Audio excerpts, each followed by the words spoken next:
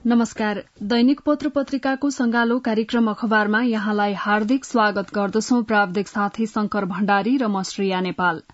आज मिति 2080 साल साउन 4 गते बिहिबार श्रावण शुक्ल पक्ष तृतीया तिथि, तदनुसार जुलाई महिनाको 20 तारीक सन् 2023, नेपाल सम्वत 1143।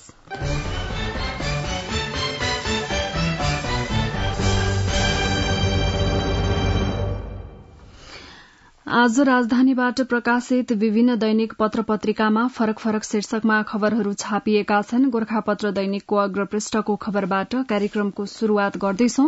बुढी गण्डकी आयोजना बनाई छाड्छौं शीर्षकमा छापिएको खबर हो यो। प्रधानमन्त्री पुष्पकमल दाहाल प्रचण्डले बहुप्रतीक्षित बुढी गण्डकी जलविद्युत आयोजना सरकारले बनाई छाड्ने प्रतिबद्धता व्यक्त गर्नु भएको छ। गोर्खाको गण्डकी गाउँपालिका सिउरिङ टारमा बुढी गण्डकी जलविद्युत कम्पनीको फिल्ड कार्यालय बुधबार उद्घाटन तथा आयोजना स्थलको अनुगमन कार्यक्रमलाई सम्बोधन गर्दै वहाँले आयोजना निर्माणको शिलान्यास पनि वर्तमान सरकारले नै गर्ने गरी निर्माण थाल्नेको तयारीमा जुटेको बताउनुभयो। वहाँले लामो समयदेखिको अनिश्चिततालाई चिर्दै सरकारले सो आयोजनालाई ढिला नगरी निर्माणमा लैजाने निष्कर्ष निकालेको बताउनुभयो।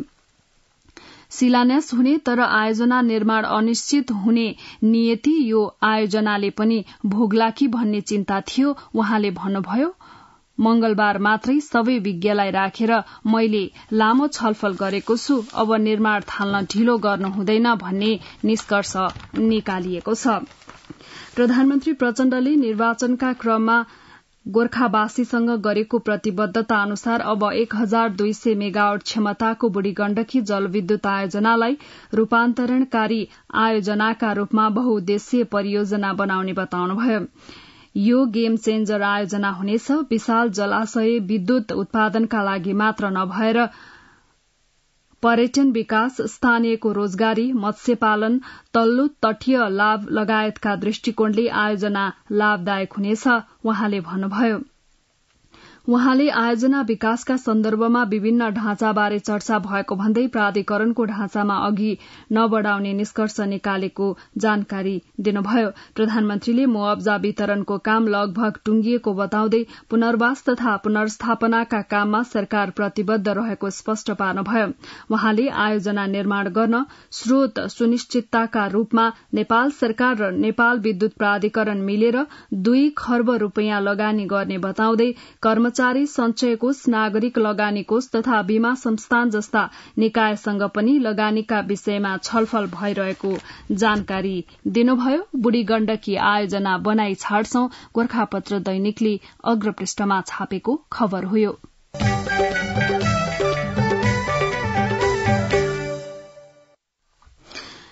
त्रिभुवन अन्तर्राष्ट्रिय विमानस्थलबाट ठूलो परिमाणमा सुन बरामद भएको छ। यो प्रसंगलाई पनि आज सबैजसो पत्र पत्रिकाले अग्रपृष्ठमा छापेका छन्। हङकङबाट मोटरसाइकल र स्कूटरका पाट पूर्जाको स्वरूपमा नेपाल भित्र्याइएको सुन विमानस्थलबाट जाँचपास भइसकेको अवस्थामा राजस्व अनुसन्धान विभागको टोलीले हिजो बरामद गरेको हो। विभागका महानिर्देशक नवराज ढुंगानाले प्रारम्भिक रूपमा 80 देखि 100 किलोग्राम सुन बरामद भएको अनुमान गरिएको बताउनुभयो। वहाँले भन्नुभयो, विभिन्न सामग्रीसँग जोडेर र बेरेर ल्याएको हुनाले सुनको वास्तविक तौल निकाल्नु पर्ने हुन्छ। राष्ट्र बैंकमा पठाएपछि वास्तविक तौल यकिन हुन्छ। अहिले हाम्रो प्रारम्भिक अनुमानमा 80 देखि 100 किलोग्राम छ। वहाँले बरामद भएको सुन बिहिबार नेपाल राष्ट्र बैंकमा बुझाउने बताउनुभयो। महानिर्देशक ढुंगानाले एक आयातकर्ताले आफ्नो सामानमा सुन लुकाएर ल्याएको जानकारी दिनुहुँदै हङकङबाट काठमाण्डु आएको क्याथे पेसिफिकको मंगलबारको उडानबाट सुन भित्रिएको बताउनुभयो। गोर्खापत्र दैनिकले अग्रपृष्ठमा छापेको छ। यसै प्रसंगलाई नागरिक दैनिकले पनि अग्रपृष्ठमा छापेको छ। ब्रेक्स सुमा 1 क्विन्टल सुन शीर्षकमा नागरिक दैनिकले अग्रपृष्ठमा खबर बनाएको छ। त्रिभुवन अन्तर्राष्ट्रिय विमानस्थल भन्सार कार्यालयबाट सुन बेपत्ता पारिएको प्रकरणमा पूर्व सभामुख कृष्ण बहादुर महराका छोरा राहुल महरा जोडिए पनि प्रहरीले एक पटक बयान समेत नलिई उन्मुक्ति दिएको छ। विदेशबाट तस्करीका लागि करिब 9 किलो सुन ल्याउने मुख्य मान्छे फेला परेपछि मात्रै बयान लिने भन्दै प्रहरीले राहुललाई उन्मुक्ति दिएको हो। नेपाल प्रहरीको केन्द्रीय अनुसन्धान ब्यूरो सीआईबीले सरकारी वकिल कार्यालय काठमाण्डुमा बुझाएको अनुसन्धान प्रतिवेदनमा विमानस्थल भन्सार कार्यालयले बरामद गरेको करिब 9 किलो सुन छाड्न नमिले लिलामी गर्न राहुल महराले दबाव दिएको उल्लेख गरेको छ। ब्रेक्सुमा 1 क्विन्टल सुन 9 किलो सुन प्रकरणमा महरालाई उन्मुक्ति शीर्षकमा नागरिक दैनिकले अग्रपृष्ठमा खबर बनाएको छ भने नयाँ पत्रिका दैनिकले पनि यसै प्रसंगलाई भन्सार जाँचपास भएर विमानस्थलबाट बाहिरिएको करिब 100 केजी सुन ट्याक्सीबाट बरामद शीर्षकमा खबर बनाएको छ। राजस्व अनुसन्धान विभागका महानिर्देशक नवराज ढुंगानाले विभागमा आउनुभन्दा अघिदेखि नै विमानस्थलबाट हुने सुन तस्करीको विषयमा अपुष्ट सूचना पाउनु भएको थियो। गत 12 असारमा उहाँ विभागको महानिर्देशक बन्नुभयो। अन्तर्राष्ट्रिय विमानस्थलबाट सुन तस्करी भइरहेको सूचनाका आधारमा उहाँले सूक्ष्म निगरानी बढ़ाउनु भएको थियो। प्रारम्भिक विश्लेषणमा तस्करी भइरहेको उहाँले पाउनुभयो। यस क्रममा मंगलबार विमानस्थलबाट ठूलो परिमाणमा कार्गो मार्फत सुन आउँदै गरेको सूचना विभागको इन्टेलिजेन्सले ढुंगानालाई दियो। तस्करीलाई उहाँ जसरी पनि रोक्न चाहनुहुन्थ्यो। इन्टेलिजेन्सको त्यही सूचनाका आधारमा उहाँले विभागका कर्मचारीलाई अपरेशनमा खटाउनु भयो र झण्डै 100 किलो सुन बरामद भयो। यो घटनाले सामान्य तस्करी मात्रै होइन, कुख्यात बिकिनी किलर चार्ल्स सोभराजले भने जस्तै नेपालका विमानस्थलबाट हात्ती पनि सजिलै छिर्छ भन्ने पुष्टि भएको छ। यसअघि पनि पटक पटक विमानस्थलबाट ठूलो परिमाणमा सुन तस्करी हुने गरेका घटना सार्वजनिक हुँदै आएका छन्। अनुसन्धानमै खटिएका अधिकृतहरूका अनुसार पछिल्लो 2 महिनामा मात्रै अहिले सुन ल्याउने तस्कर गिरोहले नै कम्तीमा 25 पटक सुन ल्याएको छ। नयाँ पत्रिका दैनिकले अग्रपृष्ठमा छापेको छ। यसै प्रसंगलाई नेपाल समाचार पत्रले एयरपोर्टबाट क्विन्टल भन्दा बढ़ी सुन बरामद शीर्षकमा खबर बनाएको छ भने कान्तिपुर दैनिकले यही प्रसंगलाई भन्सारबाट उम्किसकेको क्विन्टल सुन बरामद शीर्षकमा खबर छापेको छ।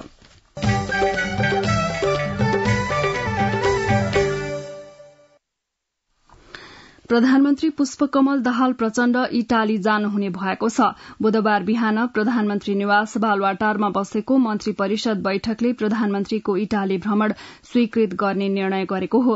सरकारका प्रवक्ता एवं संचार तथा सूचना प्रविधि मन्त्री रेखा शर्माले मन्त्री परिषद बैठकपछि संचारकर्मीसँग कुरा गर्दै संयुक्त राष्ट्रसंघको खाद्य तथा कृषि संगठनको मुख्यालय रोममा आयोजना हुने united nations food system 2023 stocktaking मोमेन्टमा सहभागी हुन प्रधानमन्त्री प्रचण्ड नेतृत्वको प्रतिनिधिमण्डल इटाली जान लागेको जानकारी दिनुभयो।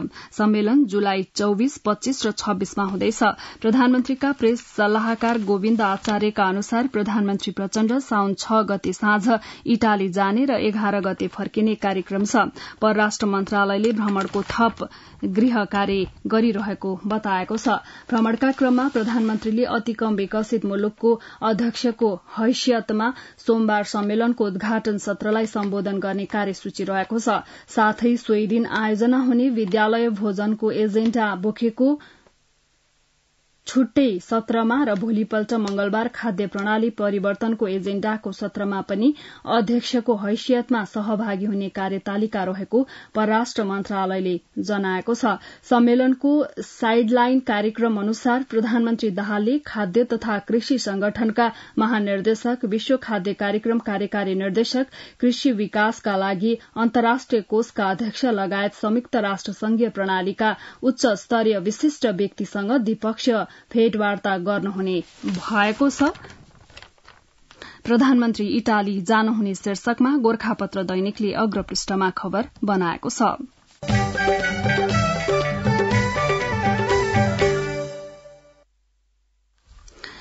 नेपाली कांग्रेसका नेताहरू बदलिएको अवस्थामा पार्टीलाई कसरी नयाँ ढंगबाट सञ्चालन गर्ने भन्ने विषयमा केन्द्रित हुनुको साटो एक अर्काप्रति आरोप प्रत्यारोपमा सक्रिय भएका छन्। यो खबर नागरिक दैनिकले अग्रपृष्ठमा छापेको छ। प्रदेश र प्रतिनिधि सभा सदस्य निर्वाचन भएको 8 महिनापछि मंगलबार शुरू भएको केन्द्रीय समिति बैठकको दोस्रो दिन बुधबार धारणा राख्ने क्रममा सदस्यहरू आरोप प्रत्यारोपमा उत्रिएका हुन्। आफूलाई अब्बल र अरूलाई कमजोर साबित गर्ने प्रयासमा सदस्यहरू प्रस्तुत भए। सदस्यहरूले पार्टीलाई विधि र विधान अनुसार सञ्चालन गर्न पनि माग राखे। पार्टीभित्र अनुशासनहीनता बढ़दै गएको जनाउँदै केन्द्रीय सदस्यहरूले यस्तै अवस्था रहिरहे संस्था होइन व्यक्ति मात्र बाँकी रहने र संगठन कमजोर बन्ने धारणा राखे। उनीहरूले सभापति शेरबहादुर देउवासँगै पदाधिकारीहरूको पनि आलोचना गरे। गण्डकी प्रदेशका सभापति शुक्रराज शर्माले अहिले संस्था होइन व्यक्तिलाई मात्र बलियो बनाउने प्रयास भएको बताउनुभयो। आन्तरिक द्वन्द र टाउको गर्ने प्रवृत्तिले कांग्रेस संगठन कमजोर भएको आरोप उहाँले लगाउनुभयो। संस्था बलियो नभएसम्म व्यक्ति बलियो भएर केही हुँदैन। उहाँले भन्नुभयो पार्टी संस्थागत रूपमा नचलेसम्म कुनै व्यक्तिको पछाडि हुल लागेर केही हुँदैन। सुदूरपश्चिम प्रदेशका सभापति वीरबहादुर बलायरले पार्टीमा संगठन निर्माण गर्ने भन्दा आफू र आफ्नो मान्छे बनाउने प्रवृत्ति बढ़ेको आरोप लगाउनुभयो। यो प्रवृत्तिले पार्टी संगठन कमजोर हुँदै गएको धारणा राख्दै बलायरले केन्द्रीय सदस्य र पदाधिकारी अनुशासनमा बस्नुपर्ने कि नपर्ने भन्ने प्रश्न गर्नुभयो। केन्द्रीय सदस्य र प्रदेश सभापतिहरूले पार्टीका कार्यक्रम सम्बन्धी जानकारी संचार माध्यमबाट थाहा पाउनु परेको गुनासो पनि गर्नुभयो। कांग्रेस बैठकमा आरोप प्रत्यारोप, कोशी प्रदेश नामाकरणका विषयमा पार्टी किन मौन, त्यहाँ किराँत जागेका छन्, उनीहरूले पहिचान सहितको प्रदेश नाम मागिरहेका छन्, नागरिक दैनिकले अग्रपृष्ठमा छापेको छ। यही प्रसंगलाई नयाँ पत्रिका दैनिकले कांग्रेस बैठकमा गुटबन्दी छताछुल्ल संस्थापन आक्रमक शीर्षकमा नयाँ पत्रिका दैनिकले अग्रपृष्ठमा खबर बनाएको छ भने नेपाल समाचार पत्रले कांग्रेस बैठकमा संस्थापन पक्ष आक्रमक, पार्टी महामन्त्री द्वयको व्यापक आलोचना शीर्षकमा नेपाल समाचार पत्रले खबर बनाएको छ।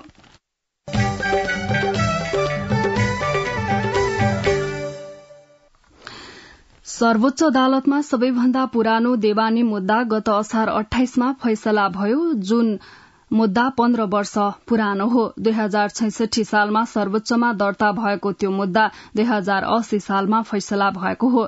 2066 सालमा न्यायाधीशहरू ताहिर अली अंसारी र कृष्ण प्रसाद उपाध्यायको संयुक्त इजलासमा चढ़ेको मुद्दाको फैसला 2080 सालमा न्यायाधीशहरू कुमार रेग्मी र नहकुल सुवेदीको संयुक्त इजलासबाट भएको छ। जुन मुद्दामा तल्लो अदालतबाटै भएका फैसला सदर भएको छ।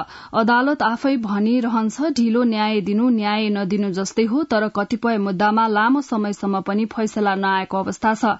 ढिलो आउने फैसलाबाट न्याय भएको छ कि छैन भन्ने कुरा अध्ययनकै विषय हुन सक्ला। न्यायालयप्रति सबैभन्दा धेरै गुनासो ढिला न्याय भन्ने छ। यसको सम्बोधन गर्ने कोशिशमा छौं, प्रधान न्यायाधीश हरिकृष्ण कार्कीले आइतबार संचारकर्मीसँग भन्नुभएको थियो।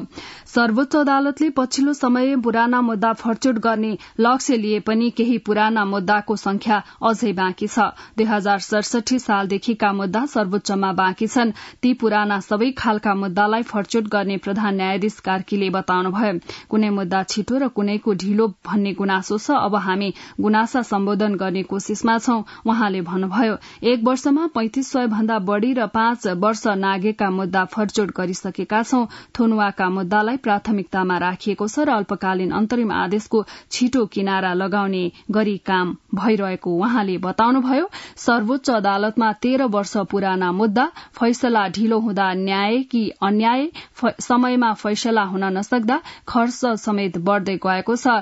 ढिलो न्याय दिनु न्याय नदिनु जस्तै हो। अदालत, नागरिक दैनिकले अग्रपृष्ठमा छापेको छ।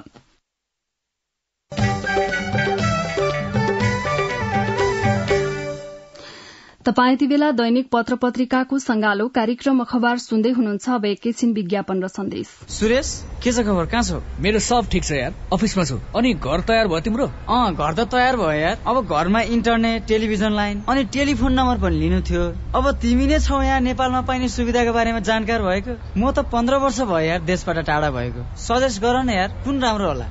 इन्टरनेट, टेलिभिजन लाइन र टेलिफोन सेवाका लागि हो भने आँखा चिम्लेर नेपाल टेलिकमको fibre to the home FTTH सेवा लिहाल। तिमीलाई चाहिएको सबै सुविधा नेपाल टेलिकममा पाउँछौ। ढुक्क भएर लिँदा हुन्छ। ल, गजब भएछ। मलाई चाहिएको सबै सुविधा एउटै फाइबरबाट पाउने भएको छ। थ्यांक यू यार। थ्यांक यू मलाई भन्दा नेपाल टेलिकमलाई भन, जनतालाई निरन्तर सेवा दिँदै आएको छ।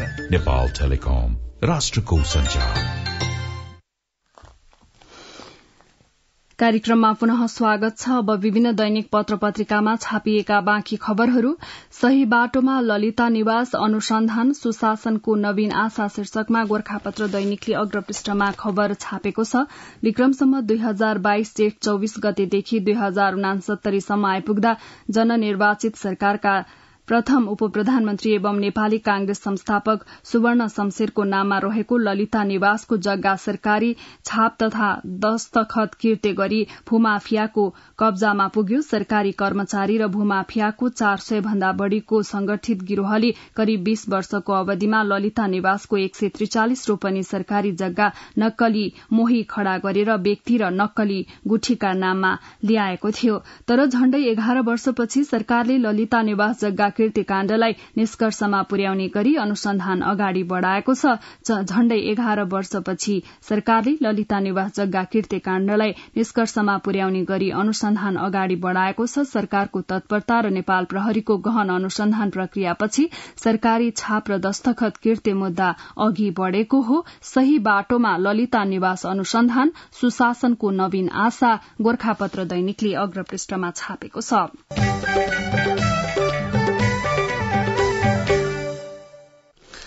अब विभिन्न दैनिक पत्र पत्रिकामा छापिएका सम्पादकीयहरू। गोरखापत्र दैनिकले कांग्रेसको पारदर्शी प्रयास शीर्षकमा सम्पादकीय बनाएको छ। लोकतान्त्रिक व्यवस्था नागरिकप्रति पूर्ण उत्तरदायी राजनैतिक प्रणाली हो। नागरिकलाई संगठित हुने स्वतन्त्रता लोकतान्त्रिक प्रणालीमा मात्र सम्भव हुन्छ। नागरिकप्रति उत्तरदायी हुँदै संगठित राजनैतिक दलहरू नै लोकतन्त्रका प्रमुख अभ्यासकर्ता हुन्। आवधिक निर्वाचनका माध्यमबाट जनमत आत्मसात गरी शासन व्यवस्था सञ्चालन गर्ने र राजनैतिक दलहरू स्वयंमा उत्तरदायी पारदर्शी र नागरिक मैत्री हुनु आवश्यक छ भन्दै गोरखापत्र दैनिकले सम्पादकीय बनाएको छ।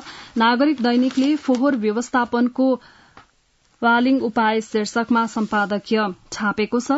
अन्य पालिकाका पदाधिकारी फोहोर व्यवस्थापन सिक्न आउने पाठशाला पनि भएको छ वालिङको सरसफाई केन्द्र। त्यसैले त संघीय मामला तथा स्थानीय विकास मन्त्रालयले 2074 सालमा सर्वोत्कृष्ट सफा शहरका रूपमा पुरस्कृत समेत गरेको थियो। फोहोर व्यवस्थापनको वालिङ उपाय शीर्षकमा नागरिक दैनिकले सम्पादकीय बनाएको छ। नेपाल समाचार पत्रले जनस्वास्थ्यमा ध्यान देऊ शीर्षकमा सम्पादकीय छापेको छ भने राजधानी दैनिकले जनमुखी बन स्थानीय सरकार शीर्षकमा सम्पादकीय छापेको छ। अन्नपूर्ण पोस्टले कर्णालीमा कहिले मोटर सरर शीर्षकमा सम्पादकीय बनाएको छ भने कारोबार दैनिकले राजस्वमा ध्यान देऊ शीर्षकमा सम्पादकीय छापेको छ।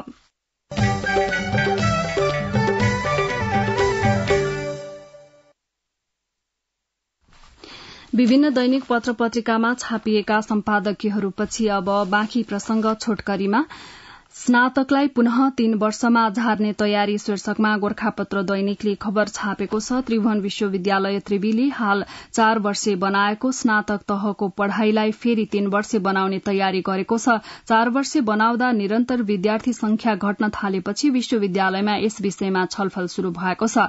त्रिवीले सबैभन्दा पहिले 2071-72 सालदेखि व्यवस्थापन संकायबाट स्नातक तहलाई 4 वर्षे बनाउन शुरू गरेको थियो। मानविकी तथा समाजशास्त्र संकायमा 4 वर्षे प्रावधान लागू भएको एक चक्र पनि पूरा भएको छैन। गोरखापत्र दैनिकले अग्रपृष्ठमा छापेको छ। गोरखापत्र दैनिकले नै अग्रपृष्ठमा बालमोटो रोगको समस्या बढ़दो शीर्षकमा खबर बनाएको छ। महाराजगंज स्थित मनमोहन कार्डियो भास्कुलर तथा ट्रान्सप्लान्ट सेन्टरमा मात्र वार्षिक 250 जना बाल बालिकाको मुटुको शल्यक्रिया हुँदै आएको छ। शहीद गंगालाल राष्ट्रिय हृदय केन्द्रमा अरू 200 जनाको शल्यक्रिया हुन्छ। शल्यक्रिया बाहेक वार्षिक 5 देखि 700 बाथ मुटु रोग भएका बाल बालिकाको उपचार हुने गरेको छ। यो तथ्याङ्कले बाल बालिकामा मुटु रोगको समस्या बढ़दो क्रममा देखाउँछ। बाल मुटु रोगमा जन्मजात मुटुको समस्या र मुटुमा पुवाल हुने देखिएका छन्। पुवालको उपचार शल्यक्रिया नै हो। सरकारले 14 वर्ष मुनिका बाल बालिकाको मुटुको उपचार निशुल्क गर्ने भएको छ। मनमोहन र गंगालाल दुवैमा यो सुविधा छ। त्यसका लागि जन्मदर्ता, आमा बुवाको नागरिकता र स्थानीय सरकार पालिकाले सिफारिश गरेको पत्र हुनुपर्छ। गोरखापत्र दैनिकले अग्रपृष्ठमा छापेको छ। भद्रकुमारी सेवा सदनमा डोजर नेपाल समाचार पत्रले अग्रपृष्ठमा छापेको छ। काठमाडौँ महानगरपालिकाले अनामनगर स्थित पूर्व मन्त्री भद्रकुमारी घलेको भद्रकुमारी घले सेवा सदनमा डोजर चलाएको छ। सार्वजनिक जग्गा कब्जा गरेर भद्रकुमारी घले सेवा सदन सञ्चालन भएको भन्दै काठमाडौँ महानगरपालिकाले उक्त सेवा सदनमा डोजर चलाएको हो। 5 रोपनी 12 आना क्षेत्रफल ओगटेको सो भवनभित्र 6 वटा घर छन्। बुधबार बिहानदेखि महानगरको डोजरले भवन भत्काउन शुरू गरे लगत्तै त्यहाँ बस्दै आएकाहरू सामान बोकेर बाहिरिएका थिए। भद्रकुमारी सेवा सदनमा डोजर नेपाल समाचार पत्रले अग्रपृष्ठमा छापेको छ। नेपाल समाचार पत्रले नै अग्रपृष्ठमा संसद विकास कोष संहिताको मर्म विपरीत खारेजीको माग गर्दै सर्वोच्चमा रेड शीर्षकमा खबर छापेको छ। सांसद विकास कोषको नाउँले चिनिने निर्वाचन क्षेत्र पूर्वाधार विकास कार्यक्रमको खोजीको माग गर्दै सर्वोच्च अदालतमा बुधबार रिट दायर गरिएको छ। सो मुद्दाको पेशी आज बिहिबार तोकिएको छ। संहिताको मर्म विपरीत र बजेट खर्चमा राजनीतिकरण हुने भनेर निकै आलोचना हुँदै आएको निर्वाचन क्षेत्र पूर्वाधार विकास कार्यक्रमलाई सरकारले यसपटक पनि निरन्तरता दिन लागेकोमा सो रिट दायर गरिएको हो। नेपाल समाचार पत्रले अग्रपृष्ठमा छापेको छ। कान्तिपुर दैनिकले अग्रपृष्ठमा अनलाइन व्यापारलाई निरुत्साहित गर्न ई कमर्स विधेयक शीर्षकमा खबर छापेको छ। स्वयं उद्योग मन्त्रीले समेत नबुझी संसदमा प्रस्तुत गरेको विद्युतीय कारोबार ई कमर्स सम्बन्धी विधेयकमा व्यवसायलाई निरुत्साहित गर्ने खालका प्रावधान छन्। अनलाइन माध्यमबाट हुने वस्तु तथा सेवाको खरिद बिक्रीबारे अस्पष्ट र अप्ठ्यारा प्रावधान राखिएको विधेयक जस्ताको तस्तै पारित भए व्यवसाय नै प्रभावित हुने भन्दै सरोकारवालाले विरोध जनाएका छन्। कान्तिपुर दैनिकले अग्रपृष्ठमा छापेको छ।